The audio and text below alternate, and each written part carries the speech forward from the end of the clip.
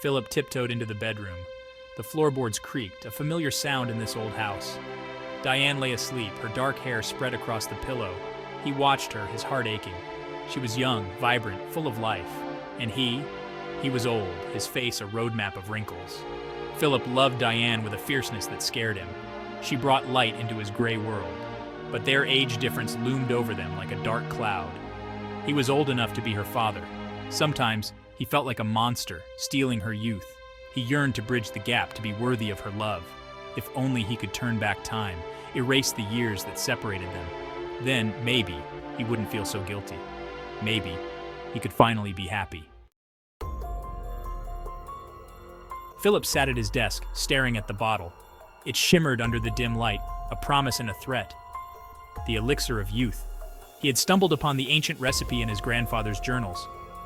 It had seemed like madness then, but now, he thought of Diane, her laughter, her touch. He was too old for her, a burden. He saw the pity in her eyes when he struggled to keep up, the way she softened her voice when she spoke to him. The elixir could change everything. He could be young again, strong, vibrant.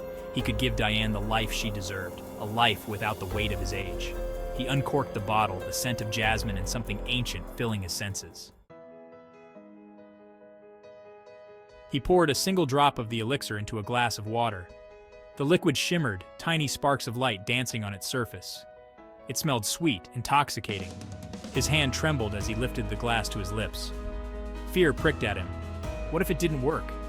What if it had terrible side effects? But then he looked at a picture of Diane on his desk, her smile radiant. He had to try. For her. He drank the potion in one gulp. It tasted like sunshine and hope. A warmth spread through his body, tingling, electrifying. He closed his eyes, waiting, hoping. Section 4. Rejuvenation.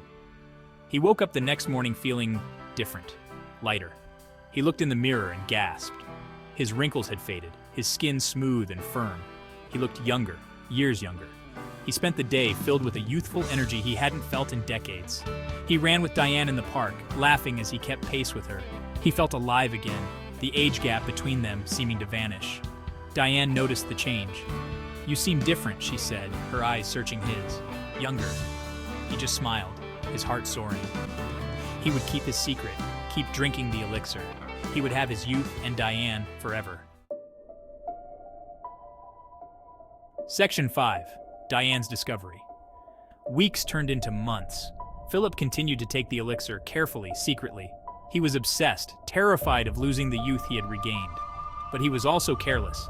He left the bottle on his desk, thinking Diane wouldn't dare touch his things. He was wrong. One evening, Diane confronted him. "What is this, Philip?" she asked, holding up the bottle. Her voice was trembling. "What have you been hiding?" He tried to lie, to explain, but the words caught in his throat. Diane's eyes filled with tears. "You could have told me," she whispered. "You didn't have to do this." He reached for her, but she pulled away. "Don't," she said, her voice cold.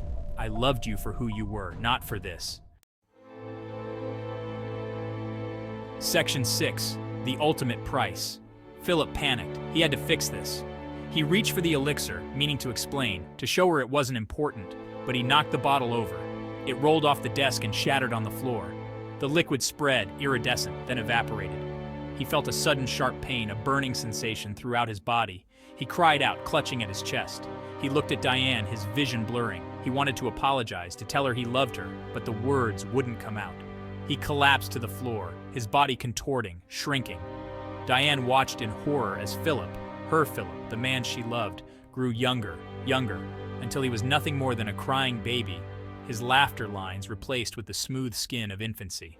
The elixir had reversed his age completely. He had become the ultimate symbol of his desire, a love turned into a cruel, ironic punishment.